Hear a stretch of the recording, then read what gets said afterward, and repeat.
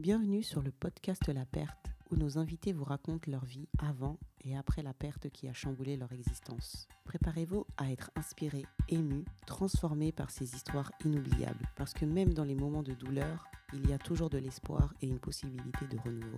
Bonne écoute. Bonjour Fatou. Bonjour, comment tu vas? Ça va bien et toi? Super. Je t'avoue, je suis un peu stressée quand même. Pourquoi? Non, en fait, ça me fait bizarre d'être celle qui va se raconter. Genre là, il y a l'émotion qui est montée là, tu vois. Ouais, d'un coup, je sens que t'es un peu stressée, mais faut pas, hein, c'est une petite discussion. Tout à fait. C'est ce que je dis à mes invités, donc je vais me prêter à l'exercice. Et oui, bon, est-ce que tu pourrais te présenter rapidement? Alors, on m'appelle Fatou, puisque mon prénom en entier, c'est Fatou Boubou. J'ai 34 ans. Je fais des podcasts. Mais en général, c'est moi qui recueille les histoires et c'est pas moi qui raconte mon histoire. J'ai 2 enfants, je suis une femme active, je fais plein de choses. Ça. Et puis voilà, et puis j'aime les êtres humains, j'aime l'humain, j'aime les rencontres. Et donc je pense que c'est pour ça aussi que je fais du podcast. Voilà. Et toi, est-ce que tu peux te présenter? Bah oui, déjà, merci pour ta présentation. Merci. Ça donne envie et tout. Alors, moi, je m'appelle Flora, j'ai 32 ans, c'est ça, je crois. Ouais. Et que dire? J'ai 2 filles, je suis mariée. Après, moi, j'adore, comme toi un petit peu, hein, j'adore l'être humain, la beauté de la vie, le bien-être, tout ça. C'est très important. Ouais, c'est important. Bah, déjà, je te remercie de recueillir mon histoire, parce que tu étais la seule personne, vraiment, tu es la seule personne que je trouvais capable de recueillir mon histoire. Ah bah, je suis très émue. Voilà. Merci. En tout cas, c'est une belle attention, ça me touche beaucoup. Et c'est la première fois que j'enregistre un podcast. Donc j'essaie d'avoir une petite voix douce et tout, Non, tu mais... vois. Non, vraiment, c'est un honneur pour moi de t'interroger, enfin de t'interviewer. Et puis, c'est parti. Hein. Let's go. Donc là, le thème, c'est la perte. Ouais. Et de quelle perte voudrais-tu nous parler? Je voudrais parler de la fausse couche. Donc de la perte de la vie en son sein. Ok. Alors, pour commencer, quand est-ce que ça s'est passé? Ça s'est passé en mars 2020. Février. Ouais, mars. Ouais, si, c'était mars 2021. 2021. D'accord. Voilà, donc ça va faire 3 ans bientôt. 4 ans, on est en 2025. Ah, oh là là, je suis fatiguée. Ouais, mais même moi, j'ai pas l'impression. Ouais. Non, ok, donc c'est intéressant de connaître déjà la temporalité, tu vois. Ça va faire 4 ans. Mmh. Waouh. Moi, ça me fait bizarre. Bah oui, ça va faire 4 ans parce que quand j'étais enceinte aussi en même temps que deux femmes de notre bande de copains, en fait.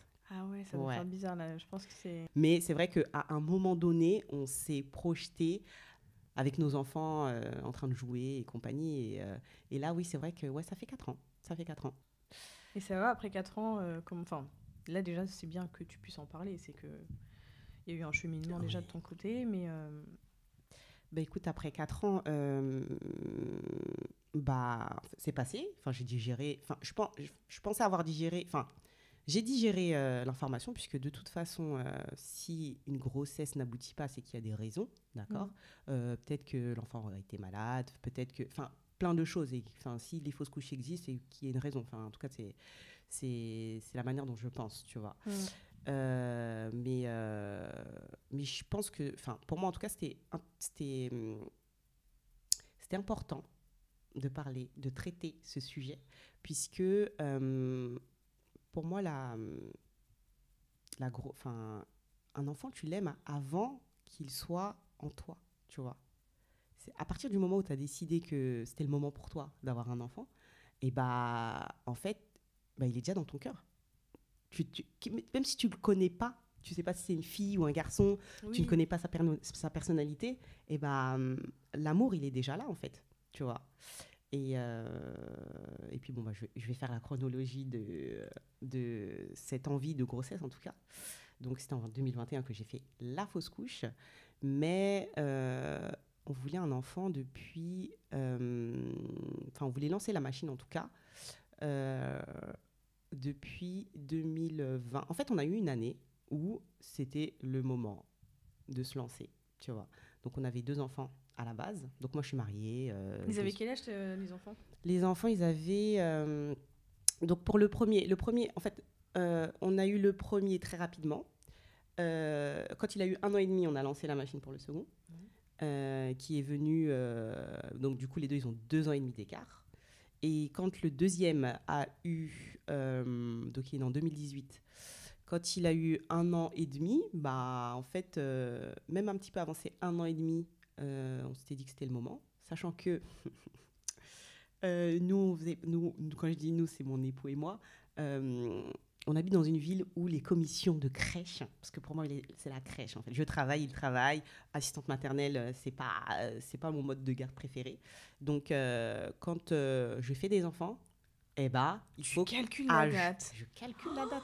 J'avoue. Ah, mais je calcule la C'est date. tellement compliqué de trouver un moyen de Ah garde. non, mais j'ai tellement vu de gens souffrir à cause de ça que je me suis dit, mais no way, en fait. Et surtout que le travail que je faisais et que je fais encore, je ne pouvais pas prendre de congé maternité. C'est pas possible. Donc, si mon enfant n'était pas né avant la commission, en gros, si mon enfant n'a pas de crèche, bah, en fait, j'aurais dû travailler avec mon enfant, limite, tu vois. Je t'imagine là. Est-ce que tu peux préciser ton métier, s'il te plaît? Je suis gardienne Voilà, d'immeuble. merci. Vous imaginez ou pas? Avec mon nouveau-né sur le kangourou dans la poussette, tu vois. Quelle poussette, elle est là, attachée sur ton Mais dos. non, mais franchement, non, mais t'imagines? Non, mais parce que j'aurais pas pu prendre de congé maternité, sachant que pour le premier, donc qui est né au mois de... T'aurais pu quand même prendre l'obligatoire. En fait, dans mon métier, tu peux prendre un congé maternité parce que la loi te donne le droit au congé.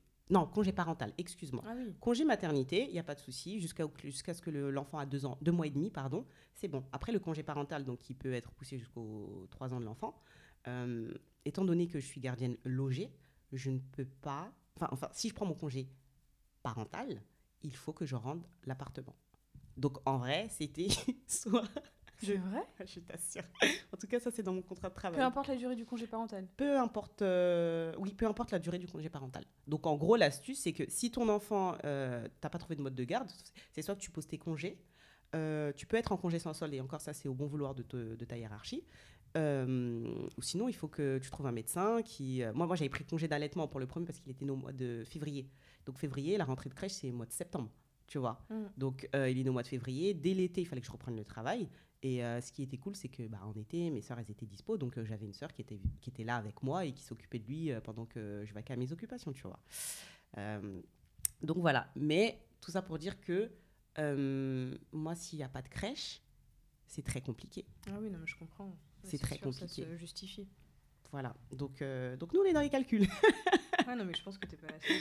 Dans les calculs, C'est sachant vraiment que pour le second, c'était just, hein, parce qu'il est né au mois de mai.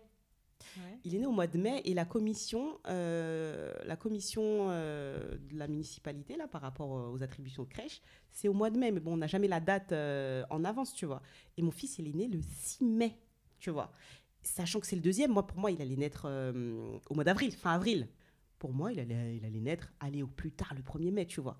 Mais quand le 1er mai est arrivé, on était déjà en panique de se dire, mais est-ce qu'il va nous la faire à l'envers, cet enfant, tu vois? Donc toi, tu paniques pour la crèche et pas pour l'accouchement et tout. Ah non, mais ça, l'accouchement. ouais. Mais depuis la nuit des temps, les femmes accouchent, en fait, Ouais, tu vois. Mais la crèche, ça, c'est un problème, tu vois.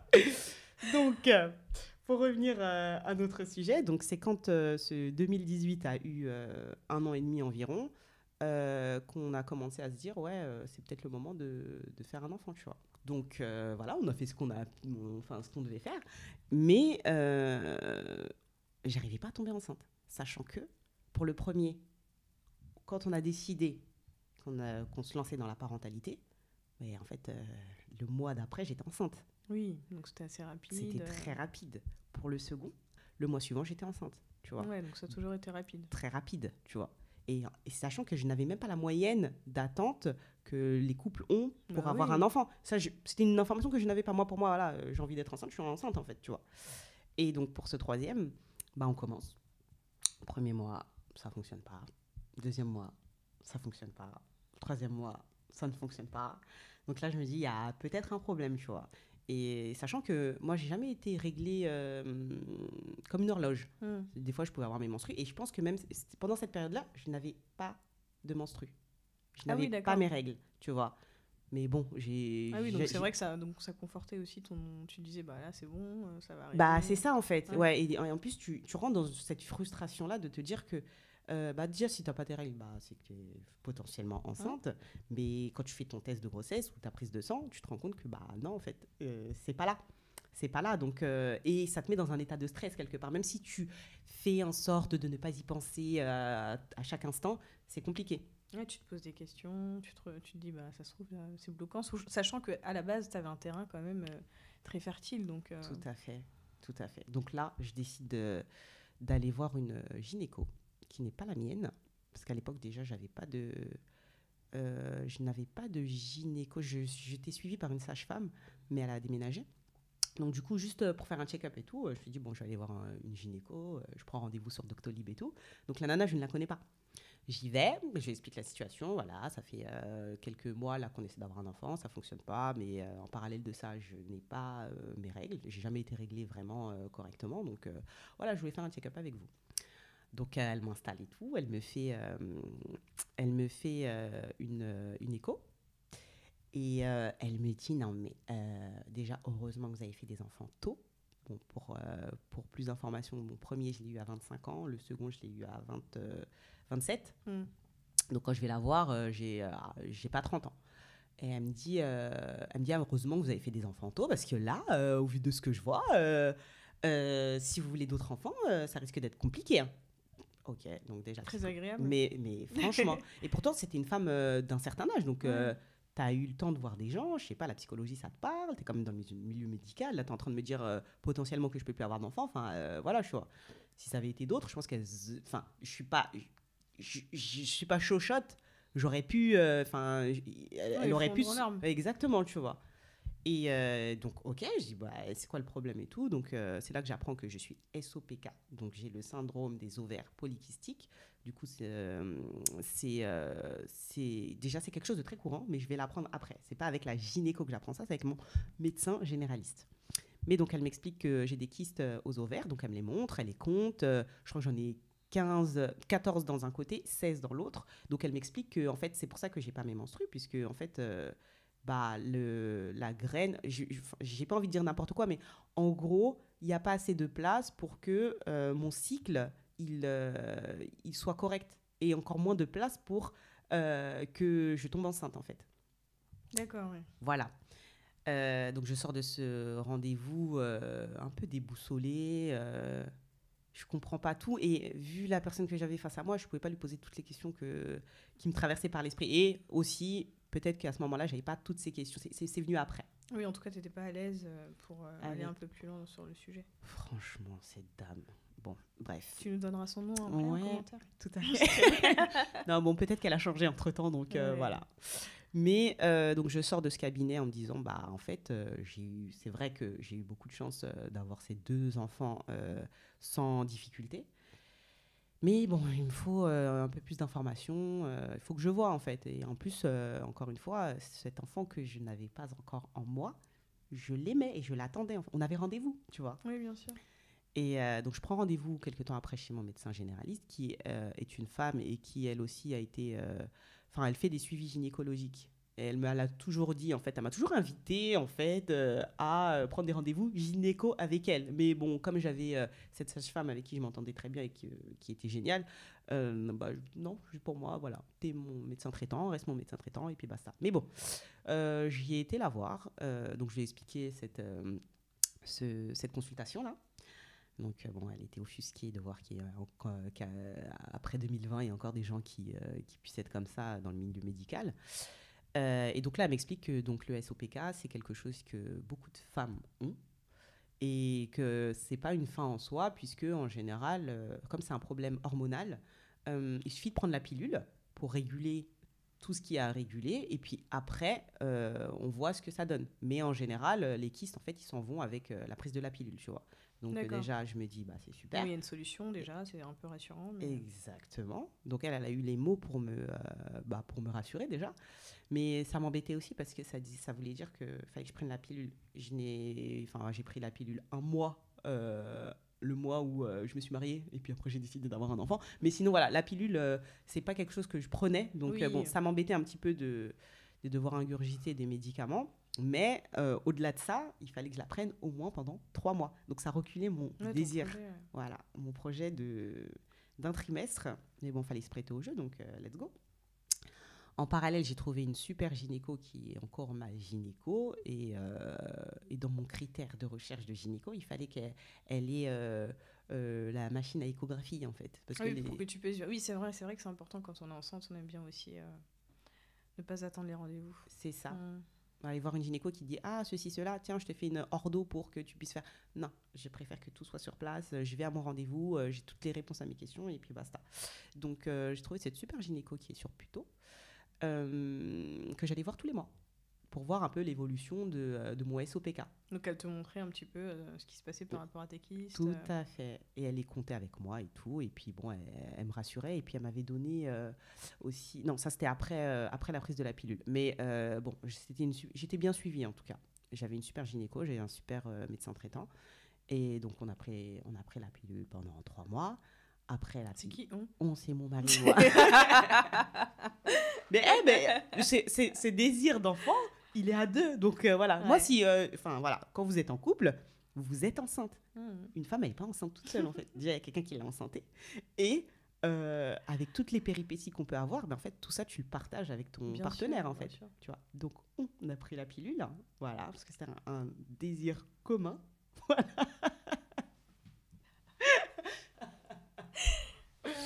Donc, on a pris la pilule pendant 3 mois. Et donc, à l'issue des 3 mois, ce qui s'est passé, c'est que je ne sais plus si j'avais encore envie d'avoir cet enfant à ce moment-là, tu vois. Parce que la vie fait qu'il se passe plein de choses.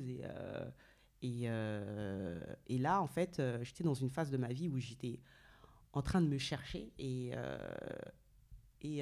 vivre une grossesse à ce moment-là, je pense que pour moi, c'était pas le bon moment, tu vois.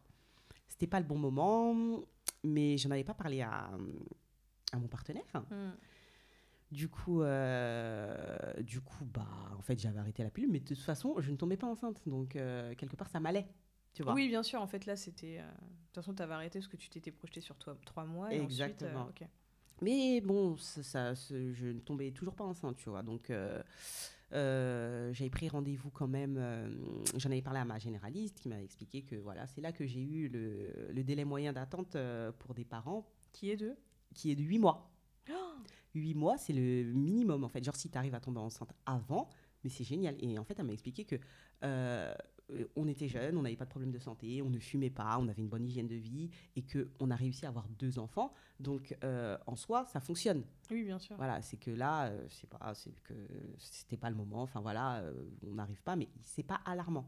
On va dire, au-delà des 1 an, là, on peut juger Enfin, on peut dire que ça devient préoccupant, mais sachez en tout cas que même si vous voulez vous faire aider pour avoir un enfant, vu votre profil, vous ne serez pas prioritaire.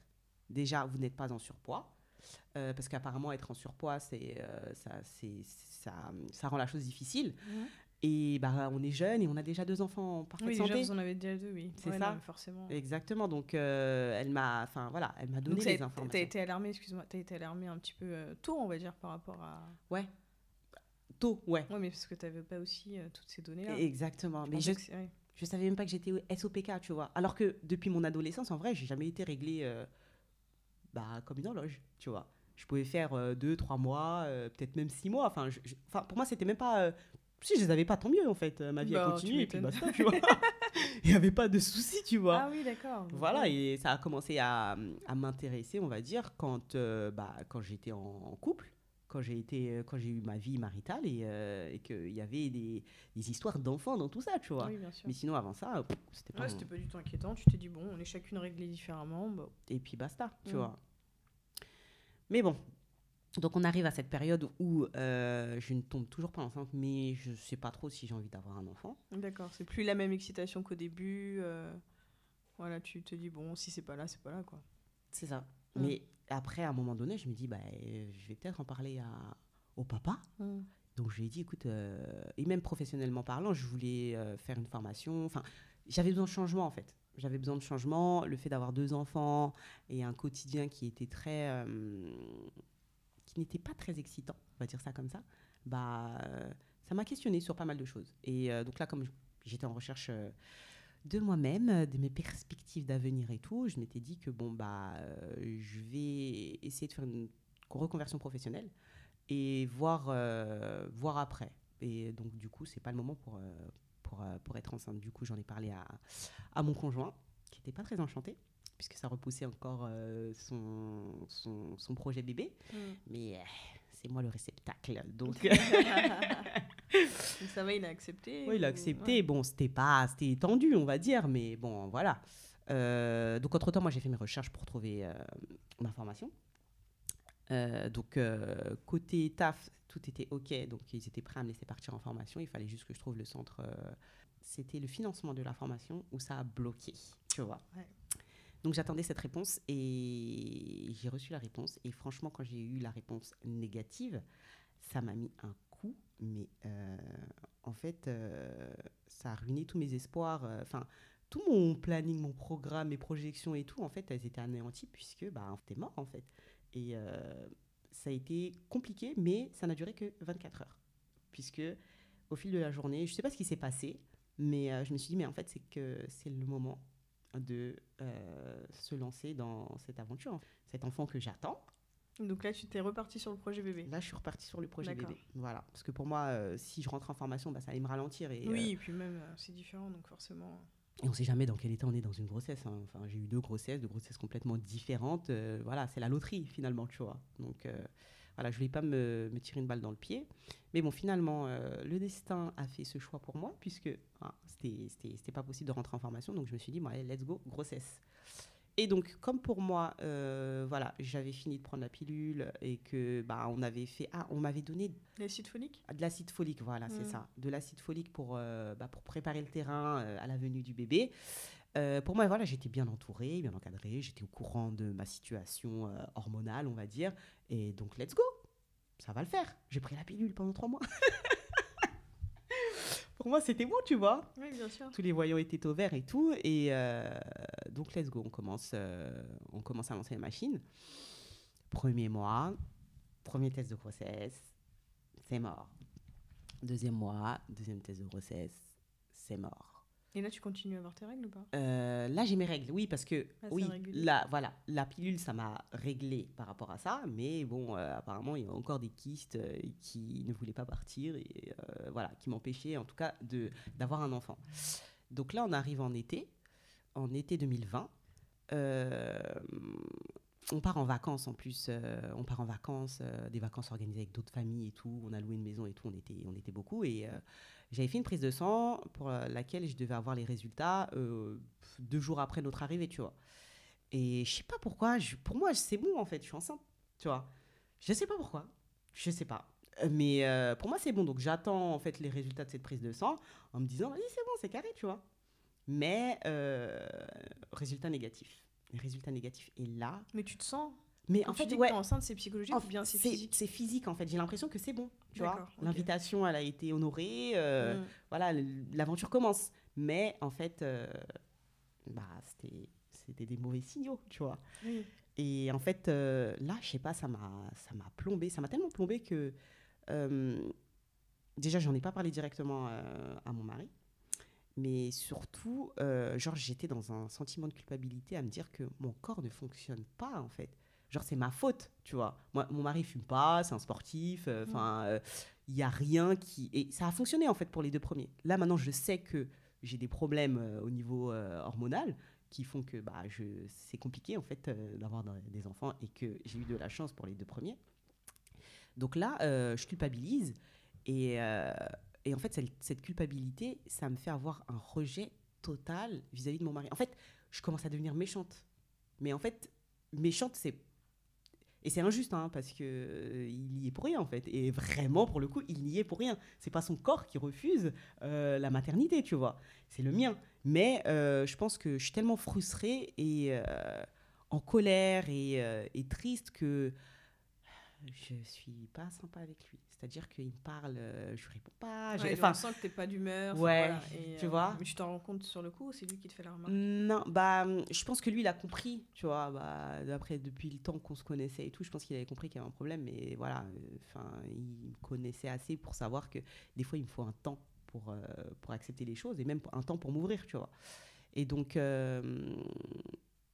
quelques jours après, peut-être 48 heures après, je lui dis que voilà, j'ai eu le retour et que c'est négatif et que là, j'ai plus envie d'y penser. Donc là, on était en début d'été, on était peut-être au mois de juillet. Je dis, j'ai plus envie d'y penser et tout. Vas-y, on se fera un point en septembre, tu vois. Donc le temps passe, donc les vacances se font, ça se passe bien, c'est génial, l'été passe, la rentrée se fait. Et donc septembre arrive, je suis toujours pas enceinte. Et puis là, pendant tout ce temps, tu continues quand même à faire les tests Bah, non, j'ai arrêté de faire les tests parce que en fait, ça me mettait dans des états Oui, pas ça te possibles, tombait, tu vois. Le test qui est venu après celui de juillet, bah, en Oui. fait, ça a été celui de septembre. Août, je me suis laissé pendant les respirer un petit vacances peu, et tout. exactement. Et en fait, septembre, ça fonctionne pas. Septembre, ça fonctionne pas. Octobre, ça ne fonctionne pas. Entre-temps, je me dis, bah, je vais reprendre mes études par correspondance. Et donc, dans ce cursus-là, en fait, il aurait fallu que je fasse un stage, tu vois. Et donc, le temps passe, octobre arrive, je suis pas enceinte. Décembre arrive, je suis pas enceinte. Janvier arrive, je suis pas enceinte. Et en parallèle de ça, j'ai une opportunité de faire ce stage à l'étranger. Au Sénégal. Da-da-da-da. Donc, je me dis, mais... T'en as besoin. Il faut ouais, que tu changes fallait que je change d'air. Enfin, ça devenait compliqué, on va dire. Ça devenait compliqué, cette envie de grossesse qui n'aboutissait pas. Professionnellement parlant aussi, c'est bon, ça me saoulait un petit peu. Mon taf me saoulait, donc c'est pour ça. Mais t'étais en formation pendant cette période, donc ça t'a quand même fait du bien ou pas? Bah ouais, mais j'étais en formation par correspondance. Donc Oui. je bossais.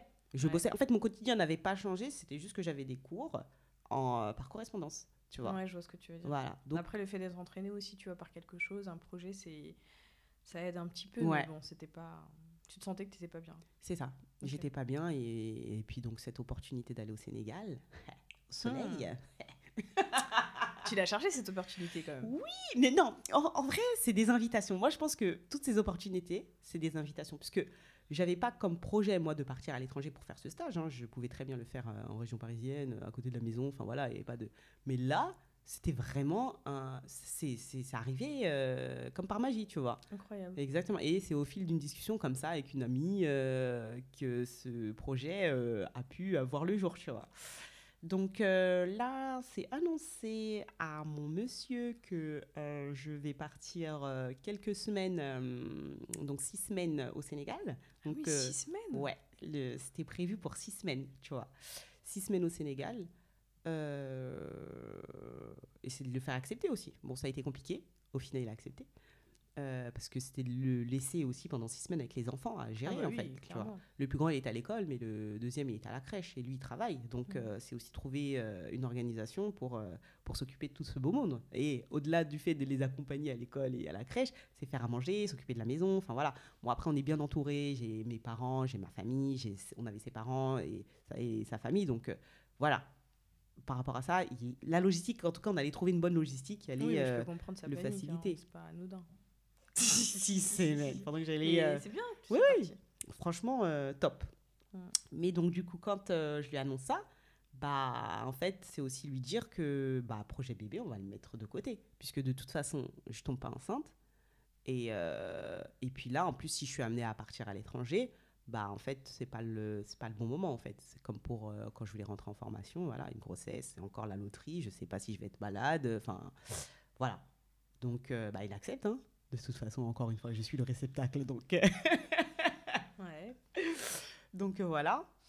Et donc le temps passe. Donc moi, je suis censée partir au Sénégal le 26 mars pour 6 semaines, donc pour un retour au mois d'avril.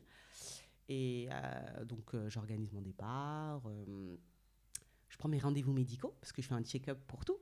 Puisque bah, je pars à l'étranger, le système médical n'est pas pareil qu'en France. Donc voilà, je fais mon check-up, je fais mes check-up. Voilà. Donc, dans les check-up, il y a aussi aller chez la gynéco pour voir un petit peu où j'en suis puis voilà, enfin, faire un petit check-up. Peut-être que en plus pendant cette période, j'allais peut-être reprendre la pilule pour que pour me donner encore plus de chance à mon retour de tomber enceinte et tout. Donc voilà. Donc le 6 mars 2020, je vais euh, je vais là-bas, je vais voir ma super gynéco Hein, qui qui est m'ausculte. équipé. Exactement. Qui m'ausculte et tout. Donc je lui explique que voilà, là, le projet bébé est mis en attente. Voilà, que je pars quelques semaines, donc je fais un check-up, ceci, cela. Donc elle fait son taf. Et en fait, elle regarde ma première ovaire. Elle me dit, bon, bah, il y a des follicules, et on les compte comme d'habitude et tout. Voilà. Et là, elle va sur la seconde. Elle va sur la seconde. Et là, elle me dit, mais il y a quelqu'un là. Je dis, quoi? Sachant que j'ai pas mes règles, en fait. Depuis tout ce temps-là, j'ai pas. En tout cas, de janvier à mars, je n'ai pas mes règles. Donc, aucun moyen de savoir si je suis enceinte ou pas. Et puis, de toute façon, bon, après, je dis ça, j'ai jamais pris la pilule. Mais en tout cas, voilà. Aucun moyen de savoir si je suis enceinte, puisqu'en plus, j'ai arrêté de faire les tests de grossesse. Elle me dit, il y a quelqu'un. Et donc là, elle commence à mettre le volume. Et là, en fait, t'entends un cœur battre, tu vois.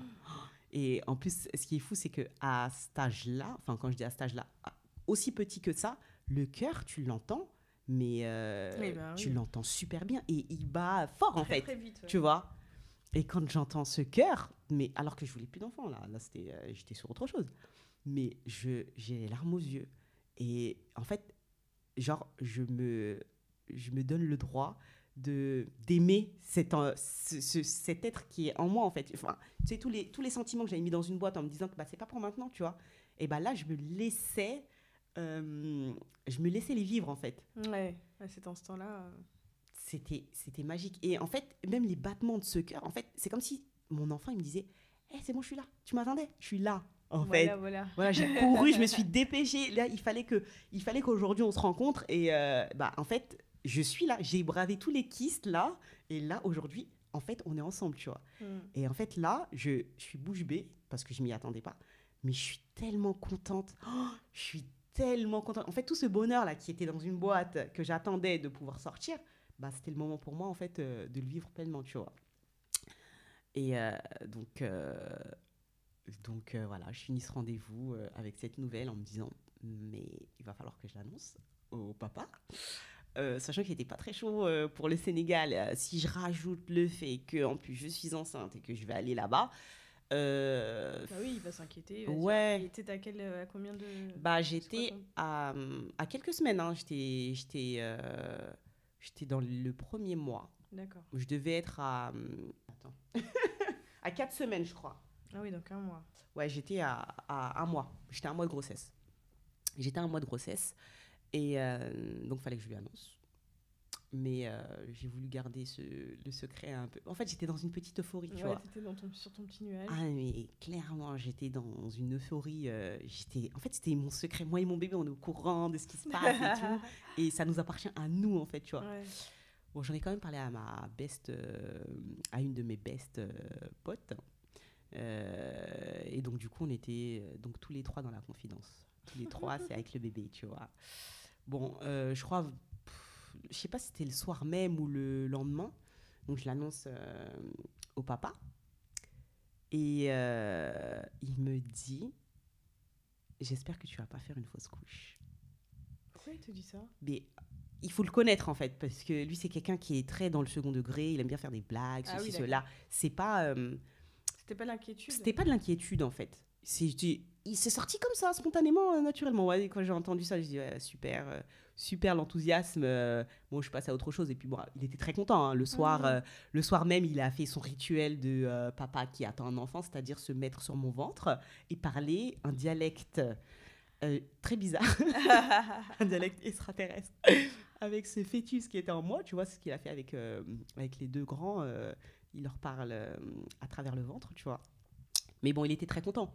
Il était content, on était contents, voilà. Mais peut-être qu'il était inquiet, mais en tout cas, il ne m'a pas partagé son inquiétude. Et en fait, là, c'était avancé en sachant que, bah, en fait, notre projet bébé, il était en cours, tu vois. Il était en cours. Ouais, donc Mais tu je étais pars. très content. Ouais, trop content. T'imagines, t'as attendu et puis là, ça C'est se ça. réalise. Ça ne vient pas alors qu'on était Et facilité c'est au pour. moment où t'étais le moins Bah, c'est ça. dessus et que. Ouais. Faut pas y penser, en fait. Ouais, mais c'est facile à dire. Hein. C'est vrai que c'est Ouais, facile c'est à trop dire. facile à dire. Et Non, donc, mais du c'est coup, super. ouais. Alors, donc là, belle émotion, tout est bien. Et donc, t'avais raison. Enfin, non, au moment où tu l'avais senti ou pas? Maintenant Non, que tu fais le là, cheminement à pour le l'envers, Non, pour le coup, pas aucun du signaux. tout. Aucun signaux. Mais après, je m'étais éteinte puisque bah, je voulais partir. Oui, t'étais même pas, en fait, tu regardais pas. C'est ça. Peut-être J'ai- que t'avais des choses, mais voilà, c'était pas du tout d'actualité. Et Bah, puis, je préparais mon voyage en fait. Tu vois. t'étais sur autre chose. Voilà. Et donc, ce rendez-vous, c'est le 6. Et 20 jours après, je suis censée partir au Sénégal. Mhm. Donc, les 20 jours se font. Entre-temps, on a l'heureuse nouvelle de savoir que donc, deux amis de notre groupe attendent aussi des enfants, tu vois. Donc là, on l'annonce. Donc eux, ils rentrent dans la confidence puisque voilà, on est tous, on partage tous le même secret, Oui. tu vois. Donc là, trop bien et tout. On est content. On sait que dans ce groupe qui est un grand groupe, hein, il y a plein de gens il y a plein de couples. Et il faut savoir aussi que nous, on est les premiers dans ce groupe-là, en tout cas, à avoir eu des enfants. Donc là, en Vous fait, êtes les pionniers. ouais, on est les pionniers, mais c'est surtout qu'on Non, a c'est eu vrai, ouais. 2 enfants. Ah non, en 2018, ou ah non, il y en avait d'autres en 2018. Mais ce que je veux dire, c'était que bah, déjà, on était en avance par rapport au groupe. Mais là, en fait, on allait avoir des enfants du même âge que 2 autres. Et sachant que les 2 autres amis, eux, c'était leurs premiers enfants, en fait. Mais mon mari était trop content de se dire qu'il va avoir un enfant qui aura le même âge que les prums de ses frères, limite, Ouais, c'est tu trop vois. bien, ouais. Et donc, ces 20 jours se passent. Et donc, départ, Sénégal. Tout se passe bien au début, il n'y a pas de... Enfin, voilà. Et en plus, je suis dans un mood où... T'es heureuse, t'es là, t'es au Sénégal. mais c'est ça! Incroyable. Mais vraiment! Donc, moi, ça faisait déjà plus de... Donc là, on est en 2020. Mon aîné, il est né en 2016. Ça fait 4 ans que je suis mère de famille, que je m'occupe de moi et de d'autres humains. Là, c'est la... Bon, j'ai l'habitude de partir en vacances en laissant mes humains préférés derrière moi. Très bonne habitude. N'est-ce pas? Mais là, j'étais vraiment toute seule pour 6 semaines et je devais m'occuper que de moi. Tu vois? Incroyable, incroyable. Et ton bébé? Exactement. Mais bon, il était avec moi. C'était voilà, voilà, je pouvais pas le laisser derrière moi de toute façon. Donc voilà, c'était génial. Ouais. Et du coup, je me créais des petits rituels en mode après ma journée de stage, j'allais me poser en terrasse, en bord de mer, avec mes calepins, avec mes petits cahiers parce que j'aime écrire et j'écrivais à ce bébé en fait. J'écrivais à ce bébé et puis c'était trop bien en fait. J'étais dans un mood mais génial, mais vraiment génial. Avec le soleil et tout, faut Mais préciser. c'est ça. Tu pouvais qu'être heureuse. J'étais heureuse, c'était Ouais. génial en fait, tu vois. Ma vie a pris une tournure que j'attendais, la tournure que j'attendais, ben, en fait je la vivais pleinement à ce moment-là. Et donc les jours passent et en fait 6 jours après mon arrivée, le 30 mars, je pars en excursion avec mon boss et son frère, puisqu'il fallait, en fait, mon stage, c'était, je devais aider une entreprise, en fait, au lancement de sa maison d'hôte. Donc, qui dit maison d'hôte, donc dit tourisme plutôt, et donc tourisme, excursion. Donc, on voyait, en fait, on s'était rapproché d'une agence qui proposait des excursions au Sénégal pour pouvoir les proposer aux futurs clients, tu vois. Et donc, du coup, on a participé à une excursion au Sin Saloum.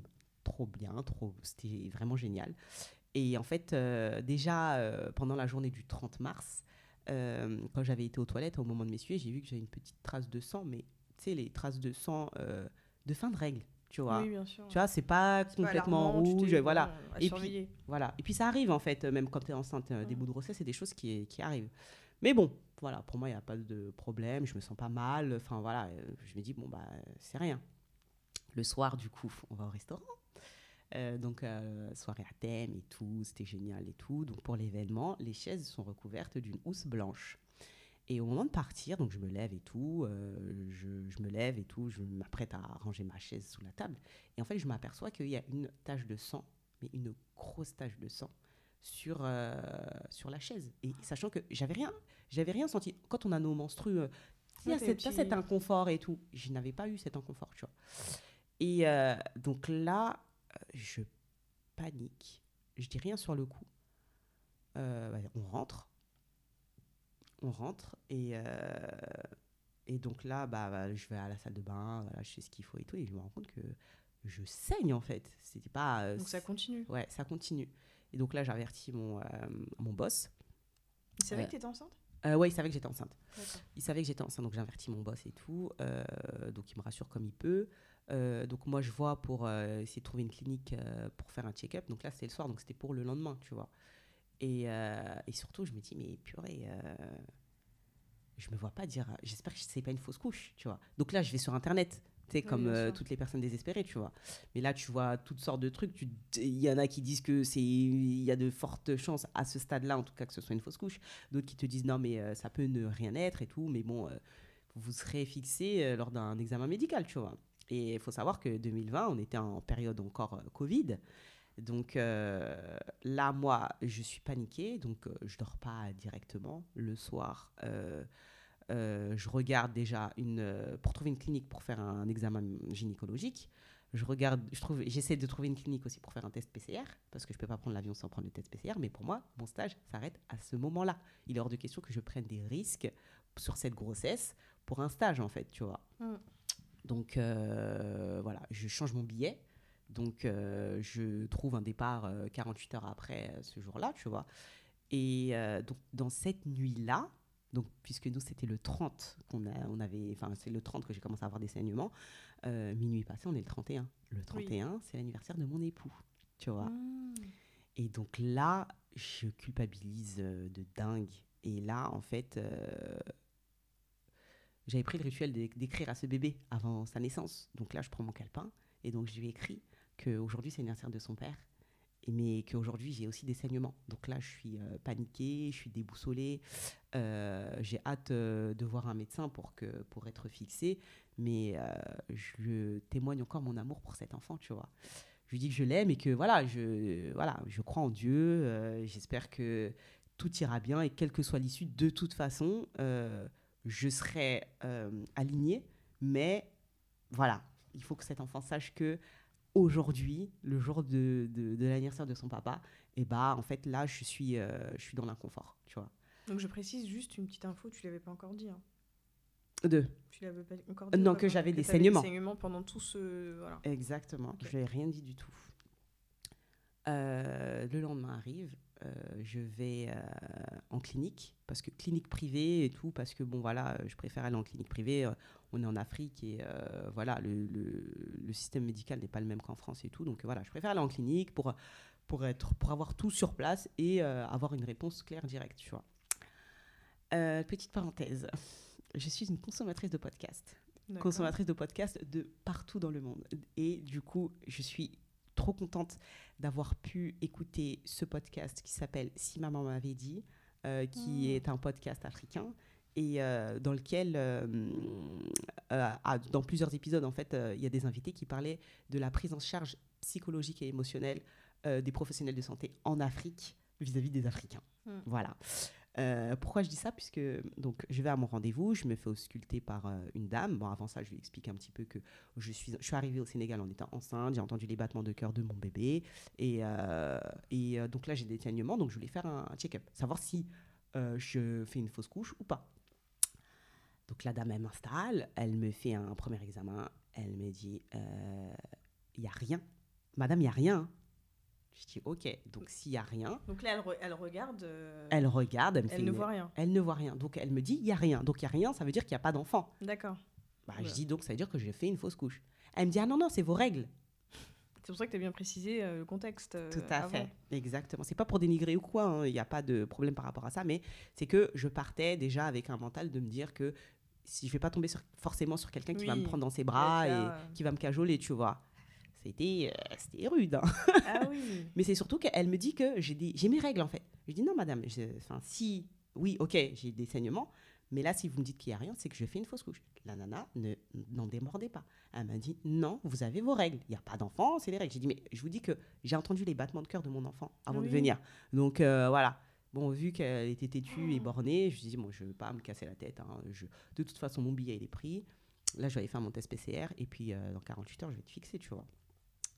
Donc, je quitte cet endroit un peu déboussolé, puisque, en vrai, étant donné que... Enfin, je sais pas pourquoi, mais en tout cas, j'ai encore de l'espoir. Ouais, mais oui, t'es entre les deux, tu dis bon, je vais pas m'inquiéter, Ouais. il faut aussi qu'elle reste positive. C'est ça, on sait jamais, Ouais, en fait. il faut que tu rentres là, il faut que... Voilà. Voilà, je vais voir un professionnel de santé français. Enfin, j'ai rien contre le Sénégal ou quoi, hein, ni contre l'Afrique, mais, Bien sûr, mais là, c'est juste que, voilà. la nana, quand je lui dis j'étais enceinte, j'ai entendu les battements de cœur de mon bébé et qu'elle n'en démord pas, elle me dit non, mais madame, c'est vos menstrues. Je me dis, bon, bah, ouais, peut-être que je n'étais pas face à un vrai médecin.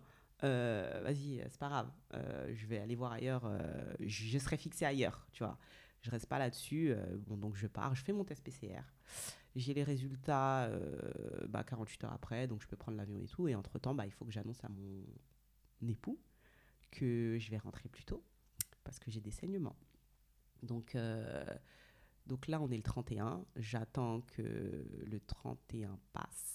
Et en fait, c'est le lendemain que je vais lui envoyer... Non, que je vais l'appeler, je crois. Je vais l'appeler et puis je vais annoncer la nouvelle et tout. Donc voilà, il me rassure et puis il me dit, de toute façon, on sera fixé que quand tu seras rentré. Et puis voilà, quoi. Mais bon, moi, je porte cette culpabilité, tu vois. De me dire que déjà je voulais plus de cet enfant, finalement il s'est invité et en fait je suis partie quand même, j'ai pris l'avion, j'ai pris des risques, enfin voilà, c'est peut-être de ma faute ce qui arrive, enfin voilà. Et après j'ai pas fait de jet ski, j'ai pas fait de choses qui t'as parlé d'excursion tout à l'heure, voilà. On a bien précisé, mais bon, c'était pas quelque chose. C'était un truc slow, tu vois. Okay. Je rentre en France. Et donc j'arrive, mon mari vient me récupérer à l'aéroport avec les enfants sont contents et tout. Je vais pas directement à l'hôpital, je prends le temps de prendre un petit déj avec les enfants et tout. Donc après je décide d'aller à l'hôpital, mais je voulais aller toute seule. Je voulais aller toute seule. Je voulais pas. Déjà, j'avais dit à personne que je rentrais, il y a que mon mari qui savait que j'étais de retour, tu vois. Donc je rentre, je vais à l'hôpital. Et donc là, j'explique ma situation. Voilà, j'étais au Sénégal avant de partir, ceci, cela.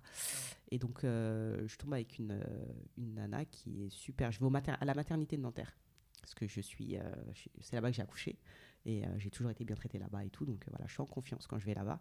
Et donc la nana, elle m'ausculte. Et elle me dit, écoutez, la poche est vide. Donc je vous montre, la poche est vide et tout. Donc vous êtes bien en train de faire une fausse couche. Et donc là, elle prend le temps. Donc elle pose son appareil et tout. Et là, elle prend le temps d'accueillir, enfin de m'expliquer, enfin voilà, elle fait preuve de pédagogie, donc elle m'explique que là je suis prise en charge, tu vois. Elle me dit, madame, c'est pas de votre faute. Déjà, elle commence par ça. C'est pas de votre faute. Sachez que la nature est bien faite. Nous, on n'a pas aujourd'hui la science, elle est pas aussi précise sur les causes qui font que une grossesse s'interrompt.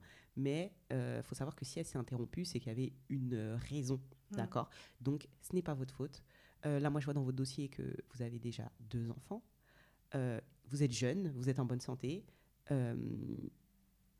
N'arrêtez pas, en fait. C'est pas parce que là, ça n'a pas fonctionné que ça ne fonctionnera plus, en fait. D'accord. Et c'est votre première fausse couche. Voilà. Elle a dit ça non pas pour me dire qu'elle a le temps. Tranquille, t'as pas te plaindre. Moi, genre, non, mais oui, quelque part, c'était son moyen de te rassurer. Tout à fait. Et ça m'a rassurée, tu vois. Donc, ok. Elle me dit tout ça. Donc, elle me dit, et puis, partez du principe que malgré ça, heureusement que vous la faites à ce stade-là. Parce que c'est vrai que j'avais pas imaginé en fait que c'est possible de faire une fausse couche à 6, 7, 8 mois de grossesse. Sachant que je connais des gens qui ont dû extraire un enfant décédé de leur corps. Et ça, je sais pas, ça m'aurait mis dans quel état, tu vois. Donc ok, je sors de la maternité en sachant que je fais une fausse couche. Donc cette aventure s'arrête en fait. Elle s'arrête et donc j'arrive dans ma voiture et là en fait tout ce que j'avais gardé et que, enfin, toute l'émotion en fait qu'il y avait autour de ça, bah, en fait, j'ai tout lâché. J'ai pleuré comme j'ai rarement pleuré dans ma vie, en fait. Parce que là, c'est bon, cette histoire d'amour qui avait débuté il y a plus d'1 an, puisque finalement, bah, je suis tombée enceinte que très longtemps après cette Oui, c'est pour deuxième. ça que tu dis que ça commence bien avant. Tout à fait. Donc là, je fais le deuil d'une personne que j'aime depuis longtemps, mais en fait, que je ne vais pas rencontrer, tu vois. Et donc là, je pleure. Et là, je me pose, je prends mon téléphone, j'envoie un message à ma fratrie, qui sont géniaux. Donc pour ça, donc je profite de ce podcast pour dire merci à mes parents de m'avoir offert l'opportunité d'avoir ces frères et sœurs là. Ouais. Donc je leur envoie un message en leur disant bon, je vous annonce que je suis de retour du Sénégal parce que j'étais enceinte, j'ai fait une fausse couche. Là pour l'instant j'ai envie de voir personne, donc et j'ai envie de parler avec personne. Donc voilà, je vous informe, mais c'est moi qui reviendra vers vous en fait, tu vois. Et bah, en fait, ma fratrie, c'est 5 étoiles. Donc, du coup, ils ont respecté. J'ai reçu des petits messages et tout, mais voilà, personne ne m'a appelé. Enfin, ils ont respecté ma. Oui, voilà, mais c'est pas bien parce que tu leur as dit. Ouais. Ouais, je sais ce dont j'ai besoin quand je suis dans le mal. Donc, voilà, merci de le respecter. Et ils l'ont respecté. C'était génial, tu vois. J'ai envoyé un message aussi à mes proches copines, mes copines sœurs, pour leur dire que je suis rentrée et que voilà, j'ai fait une fausse couche, donc voilà, donc là je suis un peu dans le mal, donc voilà, qu'elle me laisse le temps de me remettre avant de me confronter aux questions, tout ça, tu vois. Et donc après ces messages-là, je rentre à la maison. Tu l'as toujours pas dit à ton mari là? Non, je l'ai pas. Non, j'ai attendu. Ouais, je l'ai pas toujours. Ouais, effectivement, j'ai attendu de rentrer pour lui dire en face to face, tu vois. Et donc, je suis rentrée et bah, je lui ai annoncé. Et puis, bah, il m'a pris dans ses bras.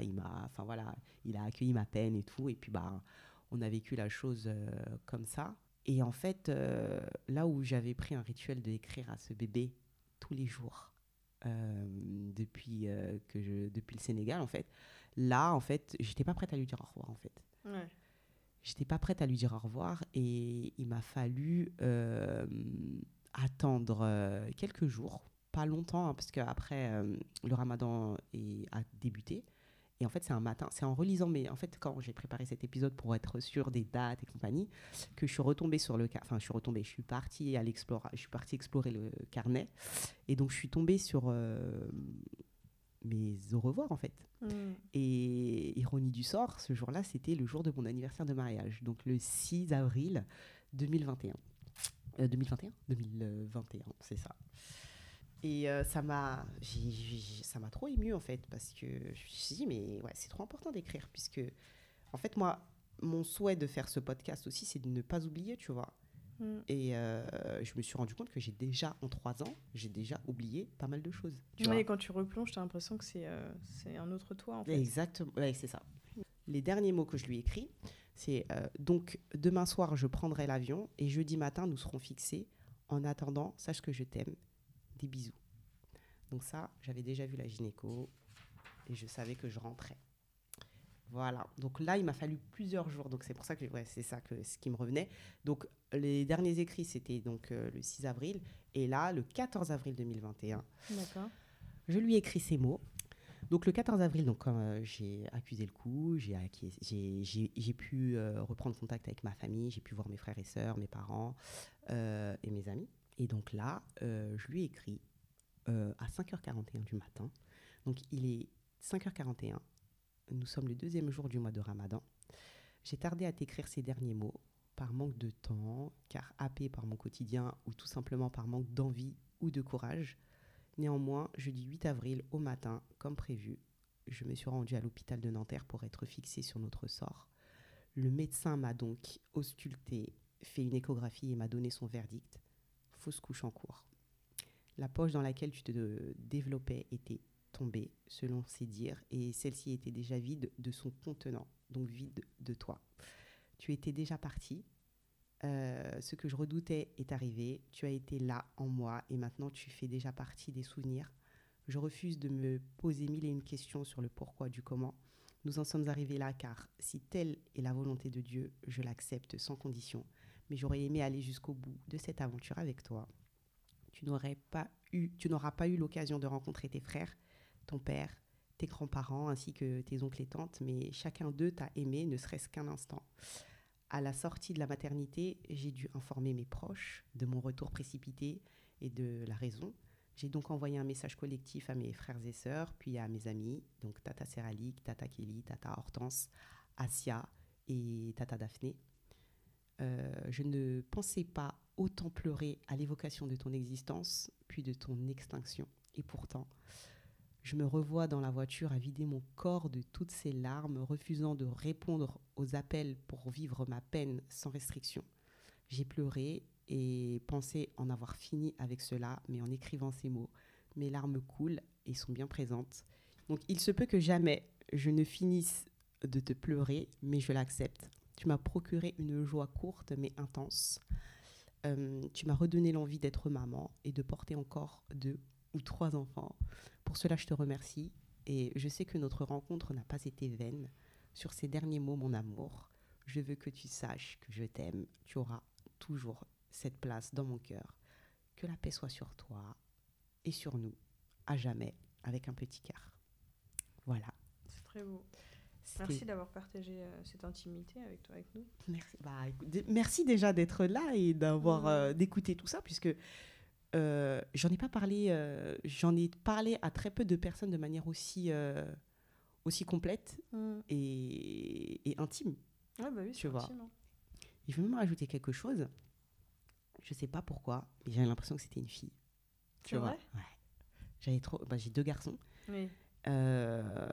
C'est même pas parce que la grossesse était différente des 2 premières, en tout cas pour les débuts, mais je sais pas pourquoi, mais pour moi c'était une fille. Ouais, quand tu lui écrivais au quotidien, c'était une fille, enfin en tout cas. La connexion qu'on a, c'était une fille en fait. Tu vois, c'était ma fille, tu vois. Ouais. Donc là, je perdais un enfant, mais je perdais ma fille en fait. Tu vois, je perdais ma fille et puis voilà, le temps est passé et après cette aventure, on a essayé de faire un enfant et ça n'a pas fonctionné. Et puis là, à l'heure à laquelle je te parle, je laisse la maternité derrière moi. Ouais, c'est plus d'actualité. Oui, c'est plus d'actualité. Et est-ce que tu aurais quelques mots à donner à une personne qui vit la même chose aujourd'hui ou qui est peut-être encore dans le deuil? Parce que nous, quand on t'écoute, on a l'impression que voilà, déjà le fait d'en parler, c'est que t'es passé... c'est une autre phase, on va dire. Donc pour pouvoir s'exprimer, lire ton journal, replonger dedans, il faut quand même avoir pris du recul. C'est ça. Est-ce que tu aurais des mots à dire à une personne qui vit ça actuellement et qui t'écoute Chaque chose qui arrive, pour moi, il y a une raison. La raison, soit elle est exposée explicitement à l'instant T, soit on a les réponses que plus tard. Et puis moi, en tout cas dans mon cas, je pense que je suis tombée enceinte pour une raison. J'ai perdu cet enfant pour une raison. Et cette aventure, hein, même si elle a été courte, mais il est clair qu'il faut se dire en tout cas, si on est déjà dans le processus de désir de grossesse, ça viendra quand ça devra venir. Voilà. Parce que cette grossesse, elle est arrivée au moment où il fallait par rapport à ma vie privée, tu vois. Et puis après, une fausse couche, encore une fois, la professionnelle de santé que j'ai rencontrée à Nanterre, à l'hôpital de Nanterre, elle a été juste en fait. Mais la nature est bien faite. La nature est bien faite. Si cet enfant devait vivre, eh ben, là, on ne serait pas derrière ces micros, tu vois. Oui, bien sûr, bien sûr. Donc, il faut savoir accepter les choses et aussi prendre le temps aussi d'accueillir sa peine, sa tristesse, ses émotions, tu vois. Mais il faut se dire que tout arrive pour une bonne raison. On n'a pas l'explication en direct, mais des fois, il nous faut du temps. Là, ça fait 4 ans. Ouais, ça va faire 4 ans. Et je dirais que j'ai eu la réponse à ce pourquoi tomber enceinte à ce moment précis et pourquoi cette grossesse a dû s'arrêter. En tout cas, je me l'explique sur des événements qui se sont produits après tout ça, après cette période. Et en fait, je me dis que finalement, mais la vie est bien faite. La vie est bien faite. Ouais. Moi, en tout cas, ça m'a juste donné envie de... Je sais aujourd'hui que, voilà, aujourd'hui, j'ai 34 ans, je veux d'autres enfants. Mais la vie me... Enfin, si je dois en avoir, j'en aurai. Mais cet enfant-là, il devait pas naître à ce moment-là. D'accord. Voilà. Moi, Ouais, non, mais c'est. Comme tu dis, il y a des choses qu'on n'explique pas. Mais après, chacun va trouver aussi les explications qui font que, tu vois, on arrivera à vivre avec. c'est ça. On n'aura jamais les réponses. Dans l'au-delà, je pense. Oui, non, c'est vrai. En tout cas, dans cette vie-là, en tout cas. C'est ça. En tout cas, c'est comme ça que j'ai accepté la situation. Mais en tout cas, ma fille, parce que pour moi, c'était une fille, eh bien, en fait, elle m'a juste dit, ma belle, tu t'inquiète. Déjà, si c'est une fille que tu veux, elle arrive, mais elle arrivera quand ça sera le moment, tu vois. Ouais. Voilà, là, c'était juste pas le moment. Cet enfant avait une mission qui a été remplie. Mais voilà, je perds pas espoir et ça m'a redonné envie de materner. Mais c'était juste que c'était pas le bon moment. Ouais.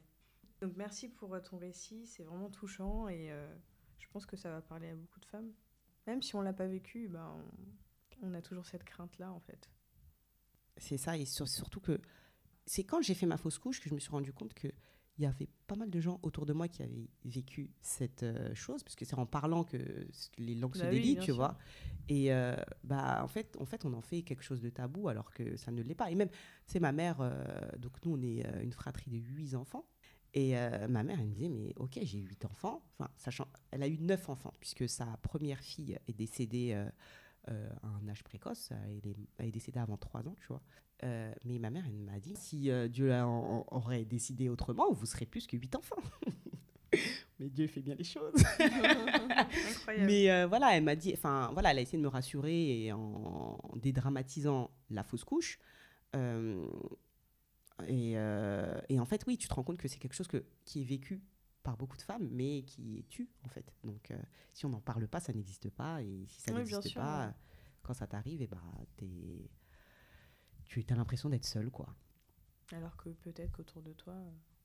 Et autour de moi, et oui, il y avait des gens et des personnes qui étaient proches de moi, tu vois, qui avaient fait des fausses couches. Et il a fallu que j'en parle, on va dire, pour le savoir, tu vois. Ouais.